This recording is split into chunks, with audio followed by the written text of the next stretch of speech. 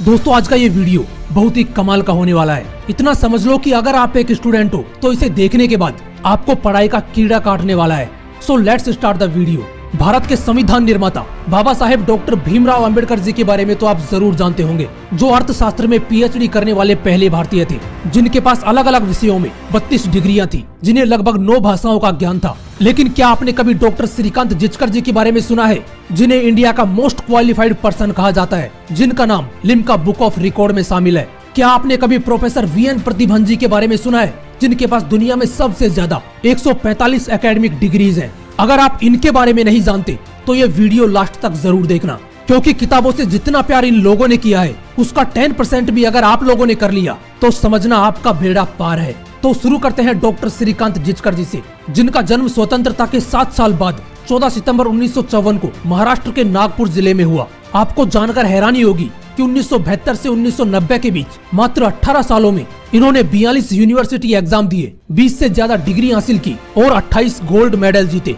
ये बात हो रही है उस वक्त की जब इंडिया में ना कोई ऑनलाइन क्लासेज चलती थी और ना ही किसी क्वेश्चन का सॉल्यूशन गूगल पर मौजूद था, क्योंकि उस वक्त तो गूगल खुद पैदा नहीं हुआ था। और उस वक्त डॉक्टर श्रीकांत जिचकर जी ने 10 विषयों में मास्टर्स की डिग्री हासिल की। अब इसे किताबों से मोहब्बत कहो, पढ़ाई का कीड़ा कहो या पढ़ने का जुनून, लेकिन होना ऐसा ही चाहिए कि सफलता आपको घुटने टेक कर प्रपोज करे। अभी कहानी खत्म नहीं हुई है। डॉक्टर श्रीकांत जिचकर जी यहीं पर नहीं रुके। 1978 में इन्होंने सिविल सर्विसेज की एग्जाम दी, जिसमें उन्हें आईपीएस की पोस्ट मिली, लेकिन उन्होंने ज्वाइन नहीं किया क्योंकि उन्हें आईएएस की पोस्ट चाहिए थी। 1980 में इन्होंने फिर से सिविल सर्विसेज की एग्जाम दी और इस बार इन्हें आईएएस की पोस्ट मिल गई, लेकिन उन्होंने 4 महीने बाद ही रिजाइन दे दिया और चुनाव लड़ने का फैसला किया। इसे कहते हैं खुद के ऊपर पूरा विश्वास होना। उन्हें खुद पर पूरा विश्वास था, इसलिए रिजाइन देकर उन्होंने उसी साल एमएलए का चुनाव लड़ा और जीत गए। उन्होंने महज 25 साल की उम्र में एमएलए बनकर सबसे कम उम्र में एमएलए बनने का रिकॉर्ड बना दिया और आगे चलकर वही डॉक्टर श्रीकांत जिचकर जी गवर्नमेंट मिनिस्टर बने। आपको जानकर हैरानी होगी कि उन्हें पढ़ने का इतना शौक था कि उनके पास 52,000 से भी ज्यादा किताबों की पर्सनल लाइब्रेरी थी। उन्हें गीता, उपनिषद, वेद पुराण जैसे ग्रंथों का भी गहरा ज्ञान था।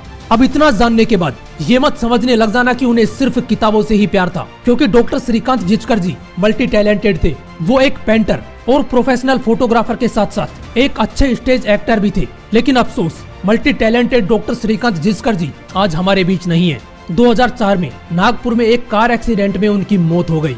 ऐसे ही एक और इंसान है जिन्हें दुनिया का सबसे बड़ा डिग्री धारक कहा जाता है। वो है चेन्नई के प्रोफेसर वीएन प्रतिभन जी, जिनके पास 145 एकेडमिक डिग्रीज है। और आपको जानकर हैरानी होगी कि ये अपनी सैलरी का 90% हिस्सा अपनी पढ़ाई पर खर्च कर देते हैं। 145 डिग्री होने के बाद भी वो कहते हैं कि मेरे पास अभी टाइम है, जब तक जिंदा हूँ एग्जाम देता रहूंगा और डिग्रीज लेने का ये सिलसिला ऐसे ही चलता रहेगा।